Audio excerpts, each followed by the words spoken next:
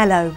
First this lunchtime, the thousands of people who've been told they're going to have to boil their tap water for another week.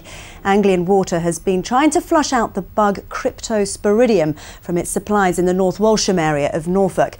In a moment, we'll be speaking to Andrew McIntosh at Anglian Water. But first, our reporter, Mike Liggins, has been to a local hotel to see how they're coping.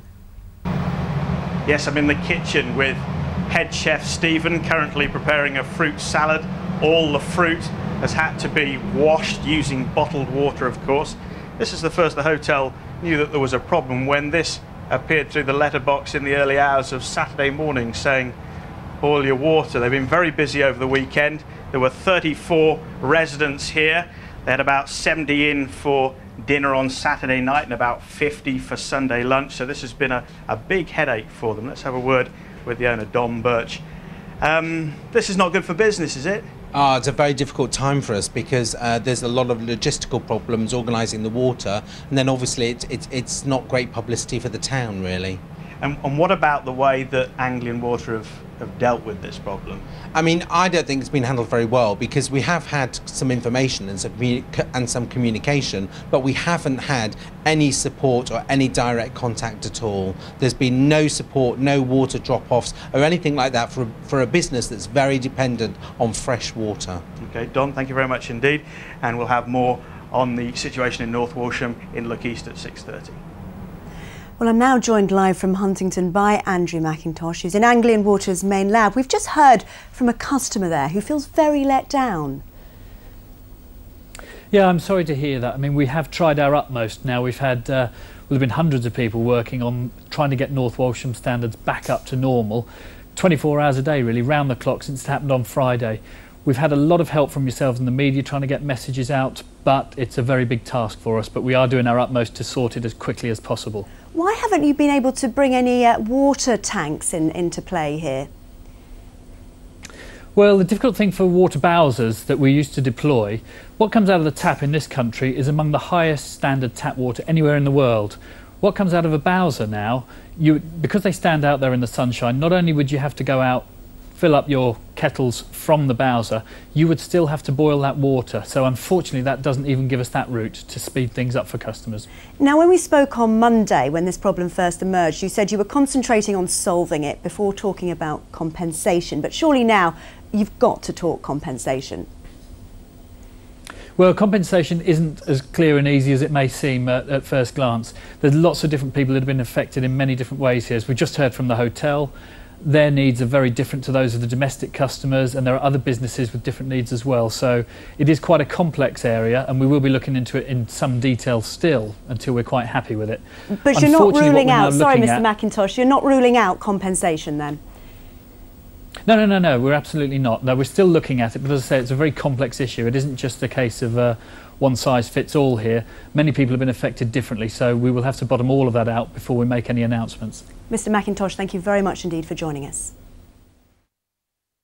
In North Walsham tonight, 10,000 Anglian Water customers are having to boil their drinking water. A bug called Cryptosporidium may have infected supplies, and it's thought flash flooding could have caused the problem. Boiled water is the order of the day for these children, but it's a headache for those looking after them. It's in our regulations that we have to have a clean supply of drinking water for them throughout the day. So boiling it, you just can't keep up? No, you can't. It takes too long to cool down.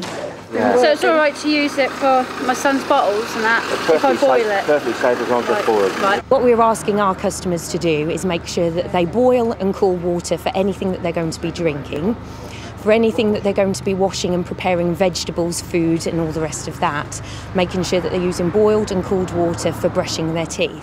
It's thought that flash floods last Friday contaminated a borehole which was instantly shut down. This microscopic parasite, Cryptosporidium, was found in samples. It causes diarrhoea and stomach cramps. Anglian Water acted fast. Within 48 hours, they'd installed this extra filtering unit at the nearby treatment works. What these cylinders are doing is filtering out any possible traces of Cryptosporidium. The water has then been pumped up into these vast water towers which supply the whole of the town. Anglian Water then needs to flush out old water from the mains, carry out further tests before they can give the all clear. Meanwhile, bottled water will still be delivered, but only to the most vulnerable users, the young, elderly and ill. To be entitled to it, you need to be on a so-called water care register. 80-year-old Helen Hewitt's had a stroke. Shouldn't you be entitled to bottled water? Well, we should be, yeah. Yeah, we definitely should. Well, I think we should anyway. Why aren't you getting it, do you know? Don't know. There's also talk of compensation. We're having to fork out money. We're having to pay money for the water we have to buy in the shop. We're having to pay extra money for electricity. The Tiny Tot group did finally get their bottled water. By Thursday or Friday, it's hoped that this leaflet will be replaced by this one. Alex Dunlop, BBC Look East, North Walsham. Well, Andrew McIntosh from Anglian Water is in Cambridge. We can talk to him now. 6,000 households affected. This is a huge problem you've got on your hands.